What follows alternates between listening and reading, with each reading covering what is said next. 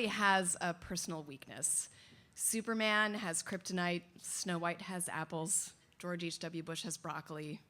I discovered my personal weakness when I was around 11 or 12. I was living in Illinois, and my best friend's family had just moved into a new house that was near this ravine. And in that ravine, there was this great rope swing. And we would stand on one side of the ravine and grab onto that rope swing and sail across to the other side. We called it the Tarzan swing. We spent hours playing on that swing. But one day I was back at my house after an afternoon in the ravine, and I started to feel this itch on my legs. And it was an itch like nothing I'd felt before. Not your typical, I've got a few mosquito bites from being in the woods kind of itch. This was intense. And it was all over. And I just remember driving my nails up and down my legs, trying to get relief, wondering what was going on. Well, little did I realize I had just discovered my own personal kryptonite, poison ivy. And for most people, when they get poison ivy, it's not a happy experience. But at least you can rest assured that the rash is going to stay localized to whatever part was exposed. But that's not how it works when I get it. Because I got poison ivy a few more times growing up, and every time it would spread further and further across my body. So I would just have a red bumpy rash everywhere that I'd coat with calamine lotion. I was like this shiny pink beacon of warning of the calamity that could befall you when you went out into the woods. But despite its best efforts, poison ivy did not deter me from going into the woods. Growing up in Illinois, I really longed to have some outdoor adventures on mountains and things I just didn't have access to in the flatlands of the Midwest. So when I went to college, I went to University of Vermont. I got involved with the outing club, and I did a lot of backpacking. And for a little while, I had these great experiences, exactly what I wanted, unscathed by poison ivy, until I took dendrology, which is tree identification. And one of the plants that you have to learn in dendrology is poison ivy. So let's just recognize a few things about poison ivy before we go any further. Number one, poison ivy is actually a very pretty plant. You actually want to get up close and look at it if you don't know any better. Number two, it's highly variable, so it doesn't always look the same. And number three, when it loses its leaves, its bud and its stem are still poisonous. And in dendrology, you learn to identify plants in the fall and the winter when there are no leaves, when the only thing you've got to go on are the bud and the stem. And one of the tools that you can use is you can actually kind of scrape away at the bud or the stem of the bark to smell it, because some plants and trees have a very distinct smell. Now, I tell you all this to kind of downplay the fact that when it came to identifying poison ivy, this plant that you'd think that I would just nail for personal survivability, I was a slow learner. Because we had a lot of quizzes in dendrology, and you know what I got a lot of? Poison ivy. Like a moth to the flame, I was just drawn to this plant, and I'm sure there were times in class when the professor would, point to some scrawny little stem, and I'd get down in there and scrape it and scratch it and sniff it. Needless to say, I was a regular at the student health center that semester. Walked through the doors, "Patty, how's that dendrology class going?" "Apparently not too well." Because at this point, my body was on full system freak out when I got poison ivy. I'd be covered in it, and I now needed medication for the rash to go away. I went on 3 rounds of steroids that semester. But still, poison ivy did not deter me from going into the woods, armed with slightly more knowledge of this plant that I now knew the scientific name of, Toxicodendron radicans. I still went out into the wilderness, and for a couple of years, I was poison ivy free. But like any proper arch nemesis, it's always kind of like waiting in the wings to pounce when you least expect it. So a few years later, I was in Vietnam with my husband. We were doing a really big trip before we had kids, one last kind of big adventure.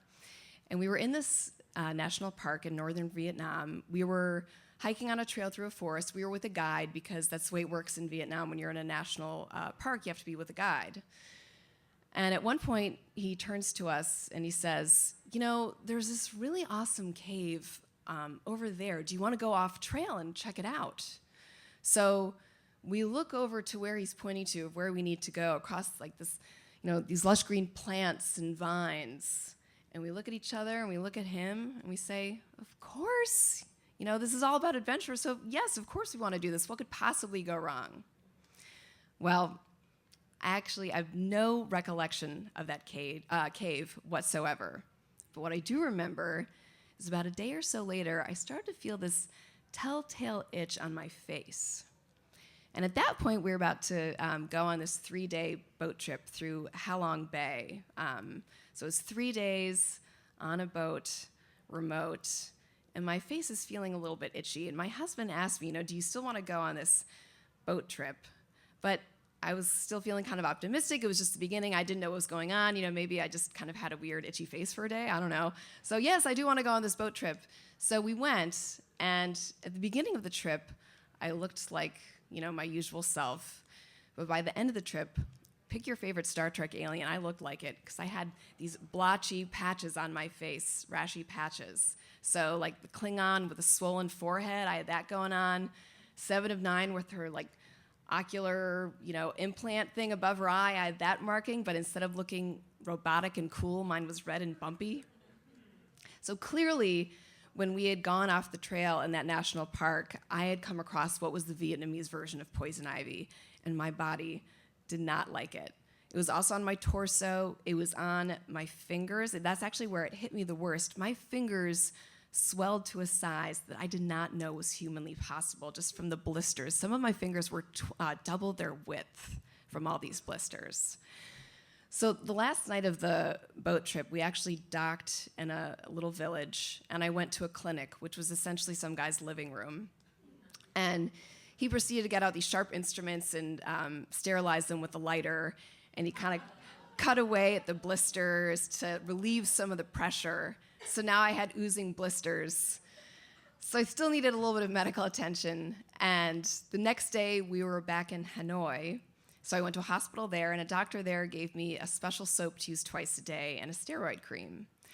But at this point, I'm very, very itchy and uncomfortable, and I'm also very, very gross because I have these oozing blisters. So we hole up in a guest house for the better part of a week. And in between these crazy bouts of itching, sometimes we'd venture out into Hanoi, but I still had these open wounds. So I'd kind of weave gauze in and around my fingers to try to cover them up before we went out. But then we'd walk out into the heat and humidity of Hanoi, and so then the gauze would start to wilt and unravel. So then I just looked like this blotchy American mummy, tormenting the streets of Hanoi. And it just wasn't good for anybody. So we realized it was time for us to go home. And it took us a couple days to make our arrangements, get our tickets. And by that point, the rash was actually in a holding pattern, and it was tolerable. But we get to the airport, and we're walking to the gate, and all of a sudden I can feel this kind of telltale sensation in my fingers, and I look down, and sure enough, they're swelling up again. And at that point, I just break down, and I start crying because I can't fathom how I'm going to make it through what was already going to be a very long flight back to the U.S., how I was going to do that with this rash that was now back in full force. And then, once we got to Los Angeles, an unfamiliar city for me, how was I going to find a doctor who could help me with this? But we did get on the flight, made it back. I went to the emergency room in Los Angeles, and a doctor prescribed me steroids, and I finally got relief for about a month. And then the rash came back. Then I went on steroids again, and I got relief again until the rash came back.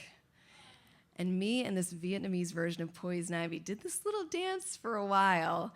Eventually, I didn't need steroids anymore, but for years, the rash would come back. And not all over my body, usually just in one part of my body, but usually the worst possible place, like right above my lip, middle of my face, red bumps. I mean, talk about spite. This was a rash that just did not want to give up. But eventually it did fade away, and for more than a decade now, I've been rash-free, which is a personal record. And I have to say, despite its best efforts, poison ivy, American or Vietnamese, has still not deterred me from going out in the woods. I still go out and go hiking and things like that. But there's this notion that to have an adventure, you have to get off the path. Like, that's what adventure is. And I think what I've learned from Poison Ivy is that you can still have great wilderness experiences and stay on the path. It can be a less beaten path, but a path nonetheless. And that way you can make sure that what you take from the woods is what you want and not what the woods wants to give to you. Thank you.